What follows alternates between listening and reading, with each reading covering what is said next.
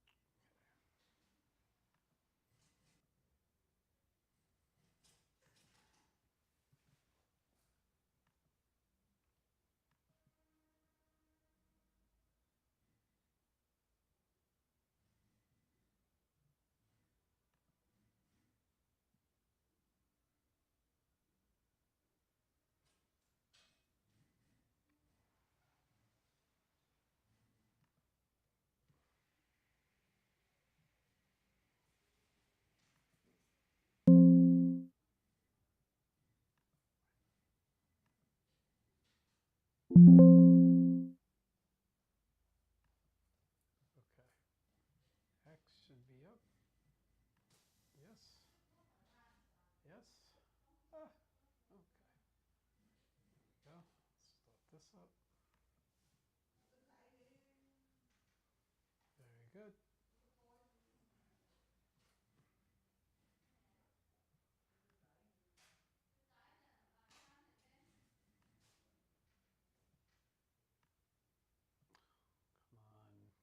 Fucking. Okay.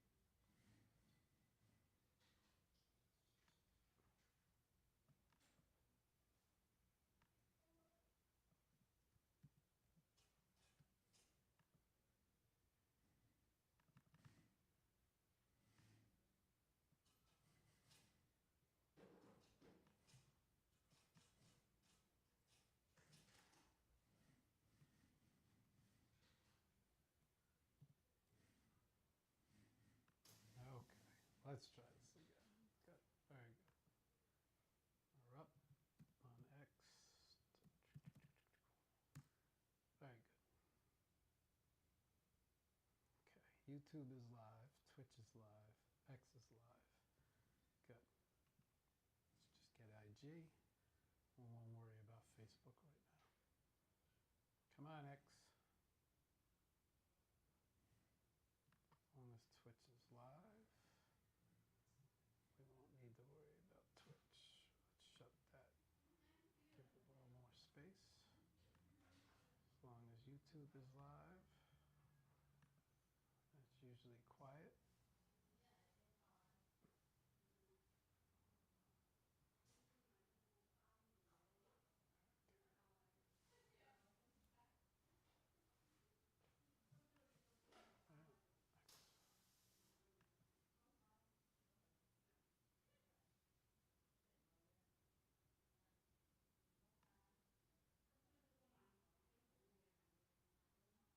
Oh, very good.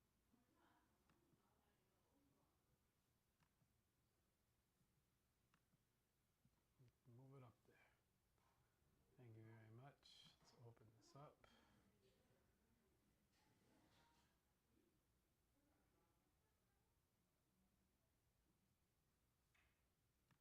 Thank you very much. Let's open this up.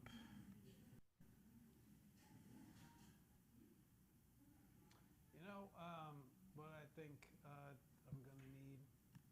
Thank you very much. Let's open this up. Clear. Check, check.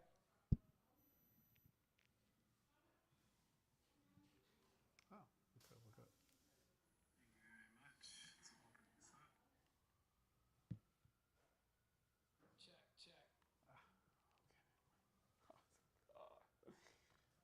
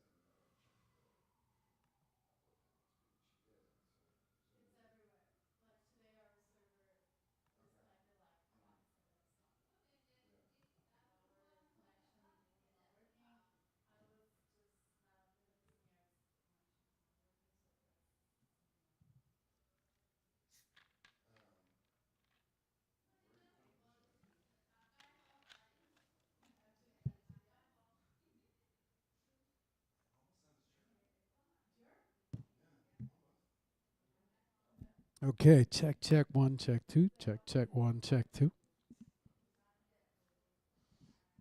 I see us moving. Hang in there. Sorry, guys. We are little, some internet difficulties.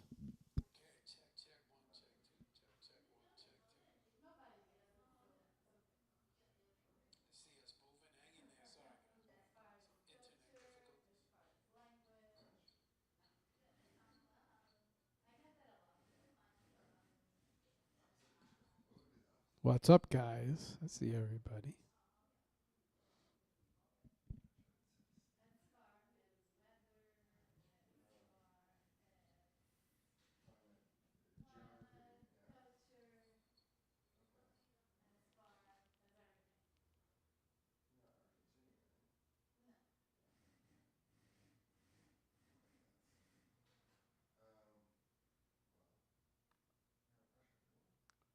Close that.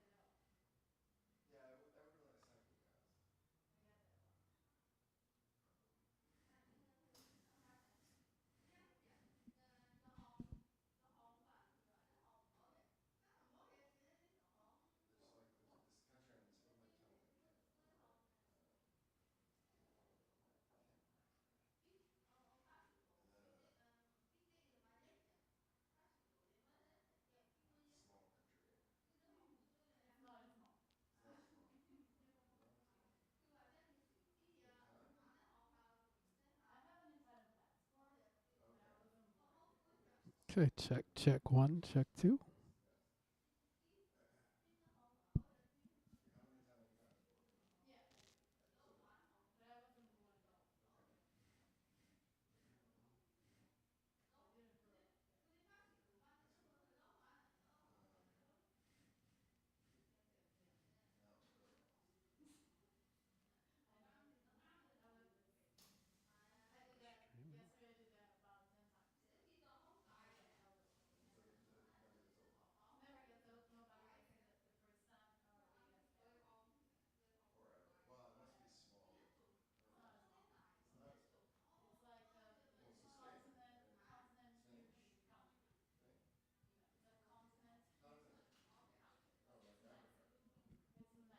Okay, okay.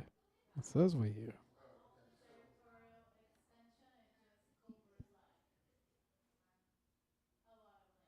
Okay.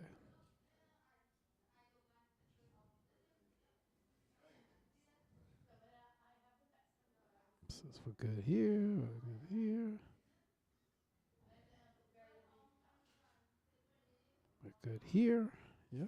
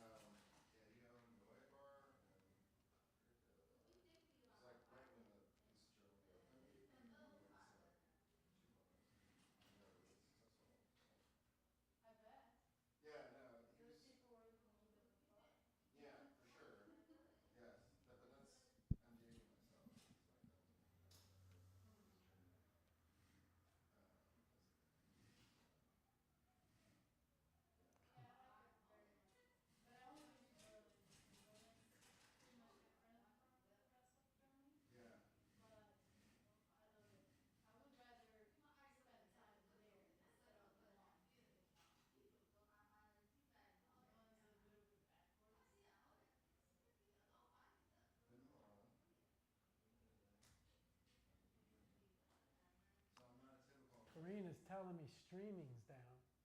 Is this possible? Yeah, I know, but it kicked me off again.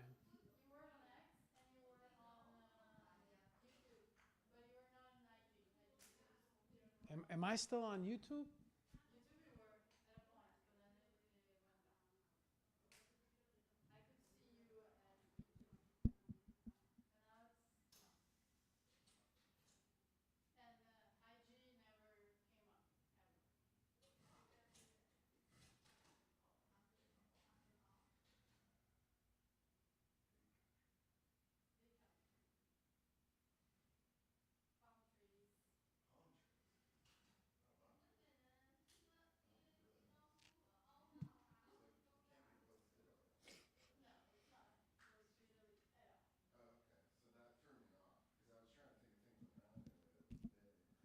Okay, check, check, check, check, check.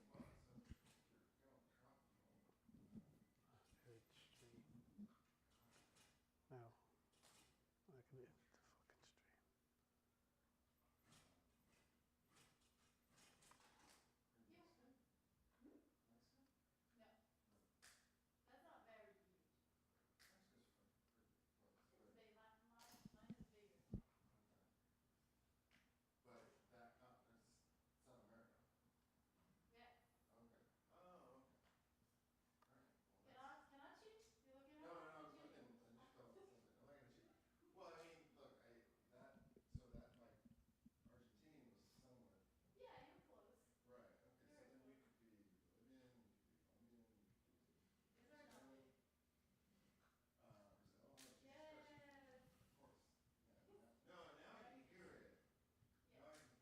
fucking stream.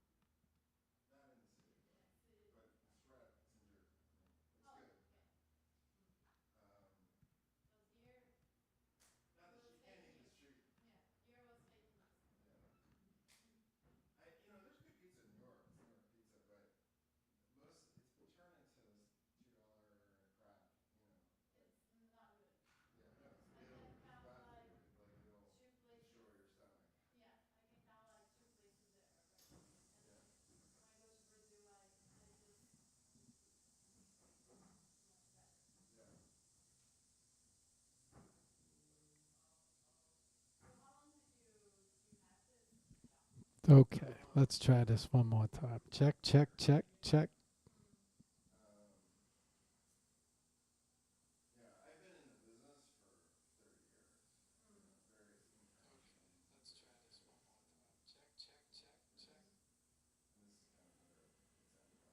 Okay, guys, we're going to go live and we're going to see how this works out. I don't know if it's streaming.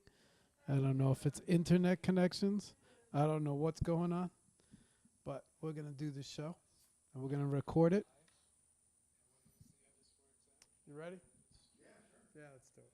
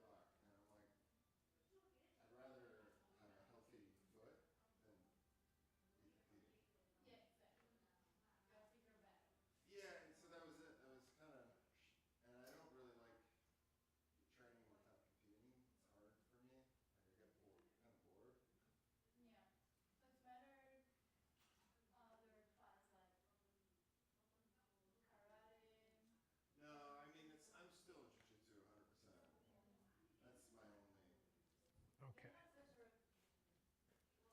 All right. Oh, You all right? yeah, no, I'm falling to pieces over here. Yeah. Okay. Technical difficulties. All right. Noise. Okay, what's up, y'all? We're having some little difficulties with the feed, but we're going to go through this and make this work. If the feed drops, we will rebroadcast the show. Let me just check audio, make sure everything. What's up? Okay. All right. Okay, everybody. What's up? Welcome to LightPrint, New York. So for you guys that have don't know, I have Kevin with me, from owner of LightPrint. And so the reason why we're here is because you guys saw the huge 40 by 60 print that was part of the gallery show with Reef Prints. Kevin is the actual one who's responsible for that. The reason why I actually landed here is because of, I'm looking for my other elbow. It's missing. It's all right. So shout out to Josh, because Josh is actually the person that got me here. He's the one. He said, "Oh, that's the guy got a Chromagen printer. He's got a Chromagen C printer." So he's like, "You gotta go over there. That's gonna be the best print you're ever gonna get out of a 40 by 60." And so Kevin kind of helped me out. Kevin and Lovis, which we'll get both. We'll come back here and we'll do a show with much better technology. But for now, we're going to run through the show. We're going to record the show. And then we're going to either rebroadcast it if we have lag or whatever. But hopefully you guys will watch it and not mind the lag. So, Kevin, welcome to HOP. This is like a new show that we're doing on Wednesdays, which is like an on-location show. Okay. So we're here in the shop. He got a pinball machine, but more than that, guy printers, Chromagen printer. Am I saying it? Chromagenic printer. Type C. Okay. Chromagenic type C. Okay. He's got type C printer. But we're gonna get to know more about him. We're gonna ask him questions, and then we're gonna take it from here. So you guys know how the show goes, but this is more like on location. So walk around, show everything. Okay. So where do I want to start? Where do we start? Give a little bit of introduce yourself. Let them know a little bit about you, maybe your background, things of that nature. Yeah. Take it. Thanks. Well, thanks, Mark. Thanks for having me on the show. Wow. So I've been in the photo business for 30 years in New York City proper. So I've been in the game for multiple iterations. So this isn't here all the way. I moved to New York in the 90s, so school for photography, RIT. I don't know if so this was something from a young age. I knew I'm going to do photography. That's all I'm going to do. Yeah. I just I kind of got addicted to the sensation of all things processing film. This is pre-digital, and there was that thrill. You'd shoot your film, and we were processing black and white by hand, and you take it out of the spool, having gone through the chemistry, and it's just kind of this thrill of seeing that image on film. So that's kind of how I got hooked. Back then, I was taking pictures of friends. We were skaters, like photography is a big. Yeah, I'm still friends with a lot of skate photographers that went on, became really well-established photographers in the field because of skating as kind of like the launch pad for that. But anyways, I had a young passion at a young age, like 10, 11. I knew this is what I wanted to be involved with, some type of photography. Went to school for it, in New York to be a photographer. Don't quite go the way you think they're going to go a good direction anyhow, right? Kind of like John Lennon quote, "Life is what happens while you're making other plans." It's a great quote. I mean, but I'm happy to say I'm still in the photo business of some kind, and I've witnessed, film dying, digital coming in, film coming back, the resurgence of film. We just started scanning film again, which is basically invested ton into film scan, which, so we had a state-of-the-art film scanner, and I never saw it coming, because it's 25, almost 26. Why would I be buying invested film scanning? It's that and never saw coming. But I love it. I'm like, wow, it's so great to see film grain again. It's so great to see this kind of luminous image, from scanning film. And yeah, it brings me back to why I got into this. But anyway, so I've kind of done all sorts of things in the photo field. Like I said, my intention was to be a photographer. Then I started assisting, and then I was like, well, that was kind of the beginning of the retouching era. We're similar ages, so I don't know how involved you were, but back say like the 90s, early 2000s, that was kind of the beginning of retouching studios. Like they were kind of popping up everywhere, and it was a very lucrative to be at the time. And compared to photo assisting, I learned to do 2001 about that time. Everything was various freelance stuff into this. Most of my career was drum scanning and retouch, particularly the drum scanning, which is why I now go back to film scanning. Except for now we're using camera, and behind optics, it's a whole other person about. This is kind of this is photo nerds kind of stuff. Before digital, the film would come back from the lab, a bunch of sheet. The edit would be made from that film would scan, and we'd retouch it, and there were the things. This is what we did. Like that was bread and butter. Magazines, Vogue, Vanity Fair, Entertainment Weekly, just many magazines for sale around there. So that was my bread and butter back then. And then it was like 2006. That's when Phase came out with some of their high-end digital cameras that were like $30,000 back then. And I bought one of those, and I started doing what we call keying, where you go on set and set this whole digital equipment. Back then, it's totally new. I don't know how to buy it. So then again, kind of lucrative business model because people needed these defense cameras and these testing around. And then that all fed the retouching business model. So I was doing that for a long time. And then kind of like the early 2010s, the mid 2010s, when we just kind of like fell off the cliff. And it was kind of when Instagram was coming in. And the whole business model was changing, right? So instead of being campaigns for magazines and magazine fashion story, it was like how many followers you got. It was a whole new world. And some people pivoted, some people didn't. But the whole research business model kind of fell off the cliff. I'm sure if you got photographer viewers, they'll identify all this. But and fortunately, we were doing a lot of proofing for magazines, and that was kind of that became proofing, what we call CMYK and contract proofing. That kind of became bread and butter, and kind of has been for the last 15 years. That became like a GMG certified tag, which is this high-end color software. I got very into all the color science and stuff behind that. I've always been very nerdy in all this stuff, so I pivoted into that arena. So now, still to say, like, part of the business is proofing for packaging. So we work with our main client base is what I call creative professionals. So any that's packaging designers are a perfect example. They're print designers that are working for clients that are paying a lot of money, and we're part of their ecosystem. But then also working for artists that are selling the work. So it's those kind of, again, creative professionals. So yeah, that's kind of a whole history of how I got here to this point. Sorry for still long. So I got a lot of questions. Yeah. What got you into photography from the beginning? Well, like I said, that I was addicted to the process more than taking pictures. In fact, I had a photo teacher in high school that was like, "You're never taking pictures. You're just messing around with things, And I was trying to do like photo composites in a darkroom, again, pre-computers, like where you would like bubble expose in an enlarger. I don't know if you know what an enlarger is, but yeah. So like I was way more into the process. I fell in love with the process of it more than taking pictures, and that kind of dictated my career. Really, like I was kind of the guy behind guy, and I didn't really care about being like the photographer. Yeah, I mean, I love taking pictures. I still do it. My daughters, like I still love the image capture of it. But definitely where I think I enjoyed the most was the process of it, especially in the film days. And then it just became a matter of you're always trying to master that craft, and the craft changed, and now it's kind of coming full circle with people shooting film again. And it continues to change. We're always adding new types of ways of doing the same old thing, essentially, which is print a photograph, essentially. All right, so very, I'm going to say full history, right? The very technologically sound, right? And so you've probably seen the development of, everything from, over the course of 50 years, you've seen the development only. Yeah, I mean, you're right. So, I mean, all this, right? We started off with film, and we moved to digital. Now you've seen the whole spectrum of everything that's gone boxes to now camera phones, and everything in between. How much has the printing end of it evolved? From the capturing the photo, the tech end of it side has evolved. It used to only be, it's Polaroids or I remember I used to have this, or a Fuji, or I'm trying to think of the name of my first film camera actually. But we've gone from negatives now. We basically shoot, and a lot of people will print right from their phones. But how much of the printing has evolved? Well, I mean, the milestones would have been when Axon came out with their first, Stylus Pro, whatever it was. I'm trying to think when that would have been exactly. Axon was a big milestone, and that was kind of a writing on the wall for chromatic prints, silver gelatin prints. A lot of the what I call photochemical printing processes, which we're still doing, and continue to kind of be bringing those back. Older starters studying photography, and she's doing by chromate printing. I don't even know how to say it correctly. She's listening. I'm sure she's laughing right now. An old, photochemical process she's learning in school. She's at Ethical College. So, these processes are still around, these older photochemical processes. But yeah, when Epson came out, that was a big kind of nail in the coffin for a lot of those photochemical processes. Digital C-print, which is what you ordered, that keyword as digital means that it was exposed from a digital file. That same material, photochemical, light-sensitive material you have to handle in a darkroom, that's what people use in enlargers with them. And then when computers came around, they're like, well, how do we make print of this before the Epson came, right?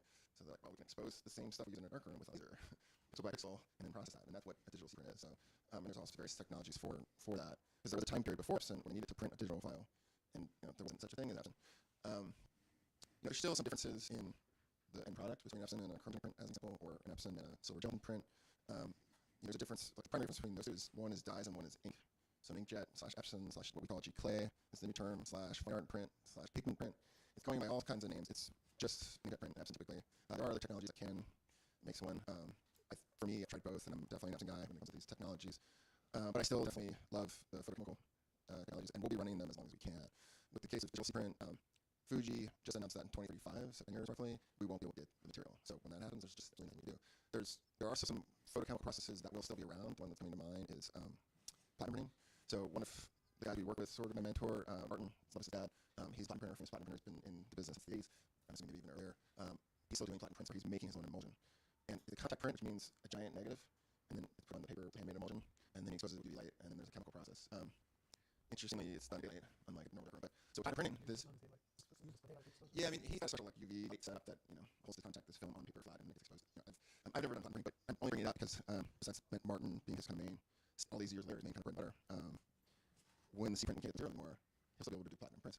So it's interesting because like this old print process will outlive all these intermediary kind of photo print processes, just because of it's a handmade emulsion. It's been around for 100 years and will probably be around in 100 years. From doing print, sadly, I don't know what we're going to do after Fuji stops making that material. So in a way, it doesn't matter because I mean, it's sad because a C print for me is a true photograph, true color photograph, meaning it was made with light processing. An inkjet, I would argue, isn't quite a true photograph because it's basically throwing ink on paper, simulating a photograph, and for me, it's a simulation. It's not a real thing. So it's sad that we've got a 10 window left for this technology, but that said, we now have no prints, which like the C print is dyes, and I've been kind of blown away by it. Behind me, I don't know if this is a shot, on the left, so first off, it's an iPhone photo from an iPhone 13, to your point, that like, people are capturing anything now, used on portrait mode, right? So it looks like I used fancy portrait lens, but right, yeah. So the left is a C print that was face mounted in acrylic. This is a special process made famous by a guy named Peter Lick. Okay, so I'm kind of a Peter Lick fanboy. I am. Okay. That's funny. He's my inspiration behind okay. Yeah, well, so this whole face mount with this actually this machine here, he's done with when this machine I bought it from Gal. They bought it in 2013. He was printing on that specific machine. Like I know for a fact, I have proof of that. And it's probably, I guess, it's probably the one that printed his famous photo that we sold for whatever millions. Then by his own version of that machine in 2014. Is that why you switched to private? Well, so Vegas, yeah, right. Yeah, he's production is in Vegas, but he bought this exact same machine like a few years, 15 years around there, and it's now on the market. It's in place. He's going metal, dye sub, right? So this behind me is kind of out the range of Permajet. This is dyes. Recently, yeah. From this is the example. This is it. This is face mount print versus a dye sub metal print. I've been blown away by the technology. It's not true, but it looks amazing. It has a crazy color gamut. The gamut is off charts from photographic, so it beats the color gamut, which means the color saturation you can get. It beats the C print easily. But they're both dyes versus a G print, which is ink on paper. So for your artists out there who aren't, real fanboys, which is photo, right? Most of the art, right? Most people are either shots of their art, or only photographers really ones that really focus on printing, right? Unless you're an artist coming in and making duplicates of the art. So we've been scanning our work, illustrators, painters, these kinds of artists that need a high-end digital file of that handmade artwork. So we're scanning that and then doing G clay, and we can match it like side by side and really tell the difference on G clay. And it makes sense for G clay. I use example for illustrators and painters, match G clay. We have a curated selection for papers for that, and we can usually get very close from the original, and that's finer print. They sell as finer print, rival properties, or inks. So that's kind of all the side of the and G clay for that. Like when people try to print their art on C print, it's terrible. It's dyes. It's not. It wasn't apples to apples the way G print's photograph. It's like film. It's just like C print's just film. It's produced made light, just like film is made with light. Yeah, that's right. It's ink from paper or paint. So yeah, and that's what G clay is. It shines. For artists, it means they can sell legends. It's other work. And it doesn't have to be thousands of dollars. But it's clear that that's changing our business. We call it print for film. We're kind of dabbling with various interfaces with say an NYC store or a store where we're fulfilling it. That's how it's implemented. It's on the horizon for us. But we have to manually. We have people manually doing it for us. I mean, they go to our website, come get it on sometimes to the client. Also good. This has a lot to learn a lot about. Okay. So I got a lot of story while you were talking. How many different ways are there to actually produce print? From my knowledge, there's obviously the inkjet way, there's the exposure type C way. Are there any other ways? Is this different process? The who's doing platinum, his process is essentially he's making a big negative on his film on an inkjet. So he's using inkjet technology to make that negative and that platinum print be light. So hybrid sorts.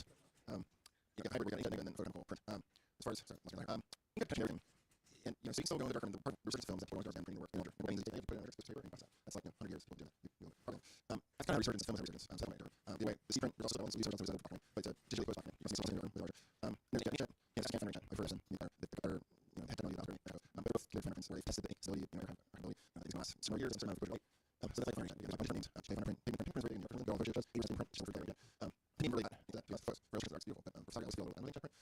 So it's the inkjet. It's sort of what I call something. Which also have a board printing. It's inkjet. There's a technology there. It's UV, which means some sort of paper and UV capture it. The advantage is that you can almost use paper instead of paper. Though basically, when print, it has to prepare to receive things. So you always paper full. With UV, it's just the board, but it can be printed in kind of papers and vinyl papers. So UV, it's not 7, and it's like so those fall into the section technology. What typically model that haven't passed now with like just not generally. I do know there are artists that are using their UV because UV can have other things and there's a cost layer and a matte layer and this ink layer and this ink. So I've heard of the artists doing other things with UV rating. Which I never kind of do. It's a big technology. There's all kinds of things. And if you're more or less the same, there's a question about longevity or how long the thing that's in print is it's invested, it's not waiting for long to last. The whole election is definitely a part of regarding art printing. The way it looks right now is the question. And not how the technology itself, I might say from it. Guys tend to not last as long as because it's just inherently stable. But it really matters, it's really matters for like and so for framing art and UV rating that's an issue. So that's like a longer decision. The last is the ISO, which is behind the vertical focal, which is like ISO, so just bring that in, the print size to us straight. That needs to be the same as the press. Yeah, shiny ISO. Yeah, that's heat. 4 degrees. Yeah, right. That's in here. That's smell it. Well, I think first of all, but I always got to but I was talking about right, see what actions, since I was and I'm going to get that from the point from him. He's on he's in years. It's the artist things. Yeah, he I didn't know because I saw someone print my hands, and it's still very interesting. I made that over the life, but still exactly, and because I got or I go to choose how you can from that matter, but you had a lot of things same as I don't think it's trouble. And I was going to go.